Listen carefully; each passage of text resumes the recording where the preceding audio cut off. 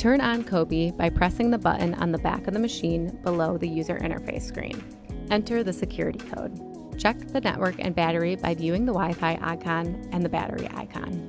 Open the lid of the machine, lift the water tank out, unscrew the blue solution cap, and fill the water tank with clean water and chemical if desired. Note: please follow the chemical manufacturer's dilution guidelines. Tap Manual Cleaning Mode on the user interface by selecting the person icon on the left middle portion of the screen. Tap the green number 1 icon. Push Cobi to start cleaning. After cleaning, remove the tank and drain the recovery tank by removing the yellow drain plug. Rinse the recovery tank with clean water after emptying it. Clean the hopper, the main brush, the side brushes, the squeegee, and the mop.